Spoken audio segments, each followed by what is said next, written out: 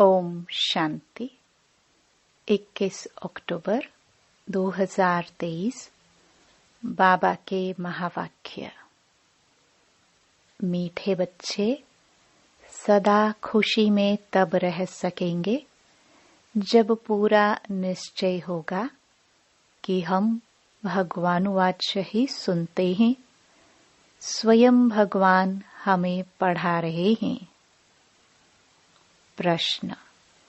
Drama अनुसार इस समय सभी प्लान क्या बनाते हैं और तैयारी कौन सी करते हैं? उत्तर। इस समय सभी प्लान बनाते हैं, इतने साल में इतना अनाज पैदा करेंगे, नई दिल्ली नया भारत होगा। लेकिन तैयारियां मौत की करते रहते हैं। सारी दुनिया के गले में मौत का हार पड़ा हुआ है। कहावत है, नर चाहत कुछ और, भई कुछ औरे की और। बाप का प्लान अपना है, मनुष्यों का प्लान अपना है। गीत। किसी ने अपना बना के मुझको। ओम शांति। निराकार भगवान वाच्य ब्रह्मा तन द्वारा।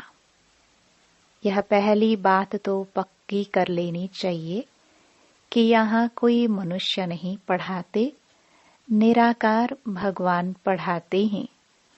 उनको हमेशा परमपिता परमात्मा शिव कहा जाता है। बनारस में शिव का मंदिर भी है ना। पहले पहले आत्मा को यह निश्चय होना चाहिए कि बेहद का बाप हमको पढ़ाते हैं। जब तक यह निश्चय नहीं तो मनुष्य कोई काम का नहीं है, कौड़ी तुल्य है। बाप को जानने से हीरे तुल्य बन जाते हैं।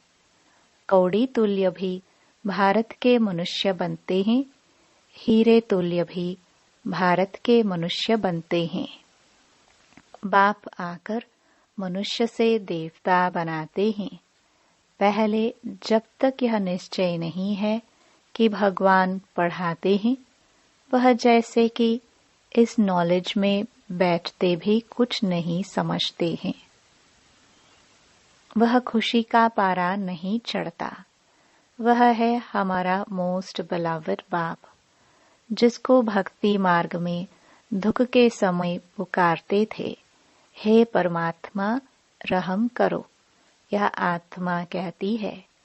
मनुष्य तो समझते नहीं कि लौकिक बाप होते हुए भी हम कौन से बाप को याद करते हैं।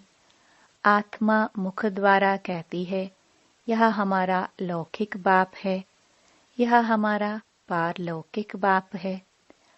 तुम अब देही अभिमानी बने हो। बाकी मनुष्य हैं देह अभिमानी। उनको आत्मा और परमात्मा का पता ही नहीं है। हम आत्माएं उस परमपिता परमात्मा के बच्चे हैं। यह ज्ञान कोई को भी नहीं है। बाप पहले पहले यह निश्चय कराते हैं, भगवान वाच्य मैं तुमको राजयोग सिखलाता हूँ।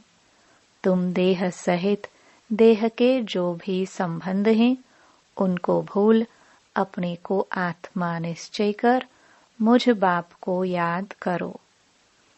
कोई मनुष्य व कृष्ण आदि ऐसे कह न सके। यह है ही झूठी माया, झूठी काया, झूठा सब संसार। एक भी सच्चा नहीं। सचखंड में फिर एक भी झूठा नहीं होता। यह लक्ष्मी नारायण सचखंड के मालिक थे, पूज्य थे। अभी भारतवासी धर्म भ्रष्ट कर्म भ्रष्ट बन पड़े हैं, इसलिए नाम ही है भ्रष्टाचारी भारत। भ्रष्टाचारी भारत सतयुग में होता है। वहाँ सब सदैव मुस्कुराते हैं, कभी बीमार रोगी नहीं होते। यहाँ भल कहते हैं फलाना स्वर्ग पधारा। परंतु जानते कोई भी नहीं है। इस समय का राज्य भी मृग तृष्णा के समान है। एक हिरण की कहानी है ना, पानी समझ अंदर गया और दलदल में फंस गया। तो इस समय है दुबन का राज्य। जितना श्रृंगारते हैं उतना और ही गिरते जाते हैं। कहते रहते हैं भारत में अनाज बहुत होगा, ये होगा, होता कुछ भी नहीं। इसको कहा जाता है नर चाहत कुछ और की और भई। बाप कहते हैं यह कोई राज्य नहीं है। राज्य तो उनको कहा जाए जहाँ कोई किंग क्वीन हो। यह तो प्रजा का प्रजा पर राज्य है, इररिलीजियस अनराइटियस राज्य है। भारत में तो आदि सनातन देवी देवताओं का राज्य था। अभी तो कितने धर्मभ्रष्ट कर्मभ्रष्ट बन गए हैं।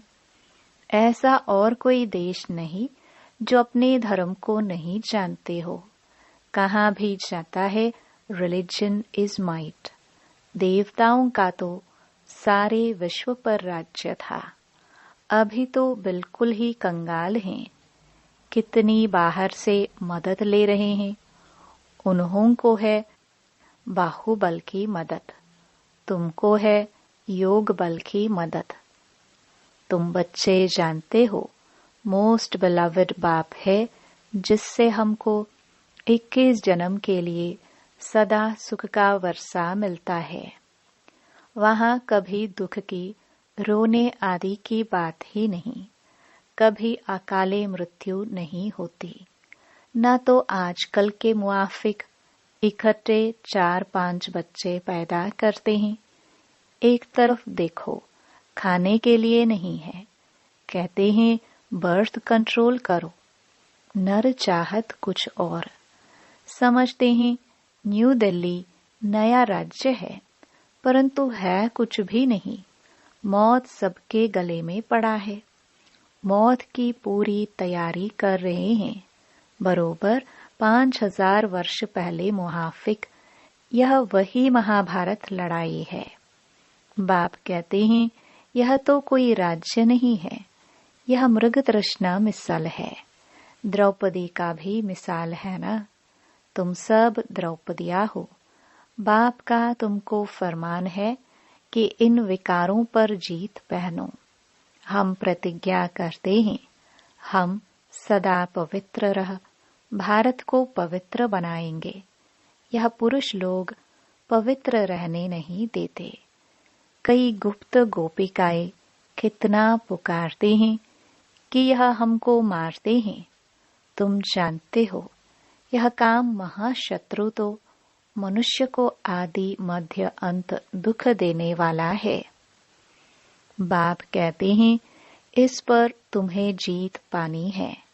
गीता में भी है भगवानुवाच काम महाशत्रु है, परंतु मनुष्य समझते नहीं। बाप कहते हैं पवित्र बनो तब तुम राजाओं का राजा बनेंगे। अब बताओ राजाओं का राजा बनना है या पतित बनना है। यह एक अंतिम जन्म बाप कहते हैं मेरे खातिर पवित्र बनो। अपवित्र दुनिया का विनाश, पवित्र दुनिया की स्थापना हो जाएगी। आधा कल्प तुमने विष पीते पीते इतना दुख देखा है। तुम एक जन्म यह नहीं छोड़ सकते हो। अब पुरानी दुनिया का विनाश और नई दुनिया की स्थापना हो रही है। इसमें जो पवित्र बनेंगे और बनाएंगे वही ऊंच पद पाएंगे। यह राजयोग है। तुम कहते हो हम ब्रह्मा कुमार कुमारियां हैं, तो बरोबर प्रजापिता ब्रह्मा की संतान भी है। ब्रह्मा शिव का बच्चा है। तुमको वर्षा देने वाला शिव है। यह इनकॉर्पोरियल गॉड फादरली यूनिवर्सिटी है। वह हेवन स्थापन करने वाला, वर्षा देने वाला शिव है। वही गॉड फादर ब्लिसफुल नॉलेजफुल बाप बैठ पढ़ाते हैं, परंतु जब देह अभिमान निकले तब बुद्धि में बैठे। तकदीर में नहीं है तो फिर धारणा नहीं होती। बरोबर जगत पिता के तुम बच्चे हो। ब्रह्मा कुमार कुमारियां राजयोग सीख रहे हैं। तुम्हारा ही यादगार खड़ा है। कितना अच्छा मंदिर है। उनका अर्थ तुम बच्चों के सिवाय कोई भी नहीं जानते। पूजा करते, माथा टेकते, सब पैसे गवा दिए। अभी बिल्कुल ही कौड़ी तुल्य बन गए हैं। खाने के लिए अन्न नहीं। अब कहते हैं बच्चे कम पैदा करो। यह कोई मनुष्य की ताकत नहीं जो कह सके कि काम महाशत्रु है। यह तो जितना कहेंगे कम पैदा करो उतना ही जास्ती पैदा करेंगे। कोई की ताकत चल नहीं सकती। तुम बच्चों को पहले पहले यह बात समझानी है कि यह गॉड फादरली यूनिवर्सिटी है। भगवान एक है। यह एक ही चक्र है जो फिरता रहता है। यह समझने की बातें हैं। मित्र संबंधियों आदि को भी यह रूहानी यात्रा का राज समझाना है। जिस्मानी यात्रा तो जन्म जन्मांतर की। यह रूहानी यात्रा एक ही बार होती है। सबको वापस जाना है। कोई भी पतित यहाँ रहना नहीं है। अभी कयामत का समय है। इतने जो करोड़ों मनुष्य हैं, यह सब तो सतयुग में नहीं होंगे। वहां बहुत थोड़े होंगे। सबको वापस जाना है। बाप आए ही हैं ले जाने। जब तक यह नहीं समझते हैं तब तक स्वीट होम और सुखधाम याद पड़ नहीं सकता। याद करना तो बहुत सहज है। बाप कहते हैं स्वीट होम चलो। मेरे सिवाय तुमको कोई ले नहीं जा सकता। मैं ही कालों का काल हूँ। कितना अच्छी रीति समझाते हैं।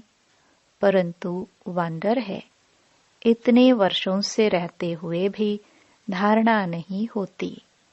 कोई तो बहुत होशियार हो जाते, कोई कुछ भी नहीं समझते। इसका मतलब यह नहीं कि पुरानों का ही ऐसा हाल है तो हमारा क्या होगा। नहीं, स्कूल में सभी नंबर 1 थोड़े होंगे। यहाँ भी नंबर वार हैं। सबको समझाना है। बेहद के बाप से वर्षा लेने का अभी समय है। 21 जन्मों के लिए सदा सुख का वर्षा पाना है। कितने ब्रह्मा कुमार कुमारियां पुरुषार्थ कर रहे हैं। नंबर वार तो होते ही हैं। तुम जानते हो पतित पावन एक ही बाप है। बाकी सब हैं पतित। बाप कहते हैं सबका सदगति दाता एक है। वही स्वर्ग की स्थापना करते हैं। फिर सिर्फ भारत ही रहेगा। बाकी सब विनाश हो जाएंगे। मनुष्यों की बुद्धि में इतनी बात भी नहीं बैठती है। बाप कहते हैं बच्चे मेरे मददगार बनो तो मैं तुमको स्वर्ग का मालिक बनाऊंगा। हिम्मते मर्दा मददे खुदा। गाते तो हैं खुदाई खिदमतगार। वास्तव में वह है जिस्मानी सैल्वेशन आर्मी। सच्चे सच्चे रूहानी सैल्वेशन आर्मी तुम हो। भारत का बेड़ा जो डूबा हुआ है उनको सैल्वेज करने वाली तुम भारत माता शक्ति अवतार हो। तुम गुप्त सेना हो। शिव बाबा गुप्त तो उनकी सेना भी गुप्त। शिव शक्ति पांडव सेना। सच्ची सच्ची सत्य नारायण की कथा यह है। बाकी सब हैं झूठी कथाएं। इसलिए कहते हैं see no evil hear no evil. मैं जो समझाता हूँ वह सुनो। यह है बेहद का बड़ा स्कूल। इस यूनिवर्सिटी के लिए यह मकान बनाए हैं, पिछाड़ी में यहाँ बच्चे आकर रहेंगे। जो योग युक्त होंगे वह आकर रहेंगे, इन आंखों से विनाश देखेंगे। जो स्थापना तथा विनाश का साक्षात्कार तुम अभी दिव्य दृष्टि से देखते हो, फिर तुम इन आंखों से देखेंगे। इसमें बड़ी विशाल बुद्धि चाहिए। जितना बाप को याद करेंगे उतना बुद्धि का ताला खुलता जाएगा। अगर विकार में गया तो एकदम ताला बंद हो जाएगा। स्कूल छोड़ दिया तो फिर ज्ञान बुद्धि से एकदम निकल जाएगा। पतित बना फिर धारणा हो ना सके। मेहनत है। यह कॉलेज है विश्व का मालिक बनने लिए। यह ब्रह्मा कुमार कुमारियां शिव बाबा के पोत्रे पोत्रियां हैं। यह अब भारत को स्वर्ग बना रहे हैं। यह रूहानी सोशल वर्कर्स हैं जो दुनिया को पावन बना रहे हैं। मुख्य है ही प्योरिटी। श्रेष्ठाचारी दुनिया थी, अभी भ्रष्टाचारी है। यह चक्र फिरता रहता है। यह दैवी झाड़ का सैपलिंग लग रहा है जो आहिस्ते आहिस्ते वृद्धि को पाएगा। अच्छा, मीठे मीठे सिखिलदे बच्चों प्रति मात पिता बाप दादा का याद प्यार और गुड मॉर्निंग। रूहानी बाप की रूहानी बच्चों को नमस्ते। धारणा के लिए मुख्य सार। पहला, सच्चे सच्चे रूहानी सैल्वेशन आर्मी बन भारत को विकारों से सैल्वेज करना है। बाप का मददगार बन रूहानी सोशल सेवा करनी है। दूसरा, एक बाप से ही सत्य बातें सुननी है। Hear no evil, see no evil. इन आंखों से पिछाड़ी की सीन देखने के लिए योग युक्त बनना है। वरदान, अपसेट होने के बजाय हिसाब किताब को खुशी खुशी से चुकतू करने वाले निश्चिंत आत्मा भव। यदि कभी कोई बात कहता है तो उसमें फौरन अपसेट नहीं हो जाओ। पहले स्पष्ट करो या वेरीफाई कराओ कि किस भाव से कहा है। अगर आपकी गलती नहीं है तो निश्चित हो जाओ। यह बात स्मृति में रहे कि ब्राह्मण आत्माओं द्वारा यहाँ ही सब हिसाब किताब चुकतो होने हैं। धर्मराजपुरी से बचने के लिए ब्राह्मण कहाँ न कहाँ निमित्त बन जाते हैं। इसलिए घबराओ नहीं, खुशी खुशी से चुकतो करो। इसमें तरक्की उन्नति ही होनी है। स्लोगन, बाप ही संसार है, सदा इस स्मृति में रहना यही सहज योग है। मातेश्वरी जी के मधुर महावाक्य। अजपा जाप अर्थात निरंतर योग, अटूट योग। जिस समय ओम शांति कहते हैं तो उसका यथार्थ अर्थ है मैं आत्मा उस ज्योति स्वरूप परमात्मा की संतान हूँ। हम भी उस पिता ज्योतिर्बिंदु परमात्मा के मुआफिक आकार वाली हैं। बाकी हम सालिग्राम बच्चे हैं तो हमें अपने ज्योति स्वरूप परमात्मा के साथ योग रखना है। उससे ही योग रखकर लाइट माइट का वर्षा लेना है। तभी तो गीता में स्वयं भगवान के महावाक्य है, मन मना भव। मुझ ज्योति स्वरूप पिता के समान तुम बच्चे भी निराकारी स्वरूप में स्थित हो जाओ। इसको ही अजपा जाप कहा जाता है। अजपा जाप माना कोई भी मंत्र जपने के सिवाय नेचुरल उस परमात्मा की याद में रहना। इसको ही पूर्ण योग कहते हैं। योग का मतलब है एक ही योगेश्वर परमात्मा की याद में रहना। तो जो आत्माएं उस परमात्मा की याद में रहती हैं, उन्हों को योगी अथवा योगिनिया कहा जाता है। जब उस योग अर्थात याद में निरंतर रहे, तब ही विकर्मों और पापों का बोझ नष्ट हो और आत्माएं पवित्र बने, जिससे फिर भविष्य जन्म में देवताई प्रारब्ध मिले। अब यह चाहिए नॉलेज, तब ही योग पूरा लग सकता है। तो अपने को आत्मा समझ परमात्मा की याद में रहना, यह है सच्चा ज्ञान। इस ज्ञान से ही योग लगता है। अच्छा, ओम शांति।